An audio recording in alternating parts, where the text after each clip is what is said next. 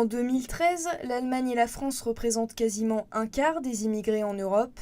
Avec un peu plus de 7 millions d'immigrés, l'Hexagone est le 4e pays d'accueil européen. L'Allemagne est quant à elle 2e et compte presque 10 millions d'immigrés. Les traditions des deux pays sont différentes, mais l'immigration y est bien devenue un enjeu majeur. Leurs politiques ont commencé à converger ces 20 dernières années et elles tendent à favoriser l'intégration des immigrés.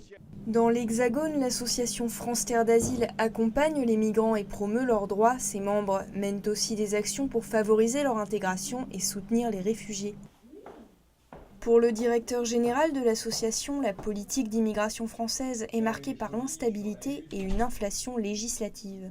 Songez qu'entre 2002 et 2012, il y a eu 6 nouvelles lois en matière d'immigration pour réglementer l'entrée et le séjour des étrangers en France. Ce qui fait que nous avons un code de l'entrée et du séjour des étrangers en France qui est très proliférant, très abscon. Les codes sont difficiles et en temps de crise, les immigrés ont parfois la vie dure. Selon un sondage IFOP publié par Valeurs Actuelles à la mi-novembre, 80% des Français ont une perception négative de l'immigration. Un chiffre à relativiser pour le directeur général. Tout dépend comment vous posez les questions. En réalité, la réponse, elle était déjà dans la question. Est-ce que vous croyez qu'on en fait trop pour les immigrés par rapport à la situation des Français ? Bon, dans une période de crise, vous avez de plus en plus de précaires. Oui, vous allez avoir une réponse qui va être oui, même si c'est faux. La politique française privilégie le regroupement familial.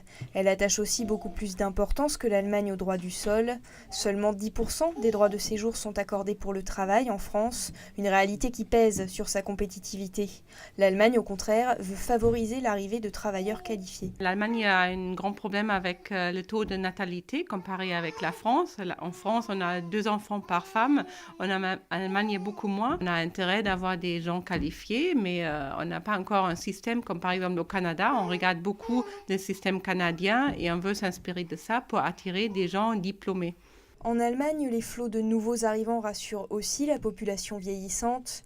Dans les années 60, déjà, les travailleurs invités ou Gastarbeiter avaient relancé la croissance. Il y a ces gens qui disent non, on a besoin des migrants qui arrivent ici pour faire un autre miracle économique, pour cotiser dans les caisses sociales, pour pouvoir toujours payer les retraites dans l'avenir. Malgré quelques fausses idées, l'immigration est donc plutôt bien perçue en Allemagne, sauf dans certaines zones reculées où il arrive que la tolérance manque. Ça dépend des régions. Dans les grandes villes comme Berlin, c'est plutôt que les gens sont plus ouverts, les Allemands peut-être, et c'est une sorte de grand mix. Souvent, si on ne les connaît pas, on a beaucoup de préjugés, je crois. Mais si on commence à parler, à communiquer, ça peut vraiment changer. Oui. Je suis d'origine polonaise, alors je suis un immigrant en Allemagne aussi. Alors pour moi, ce n'était pas un problème. Pour pallier le manque d'immigration qualifiée, la France pourrait faciliter l'intégration des étudiants étrangers. Selon une étude récente, l'accès au droit de séjour devrait être simplifié pour l'administration, les employeurs et bien sûr les étudiants.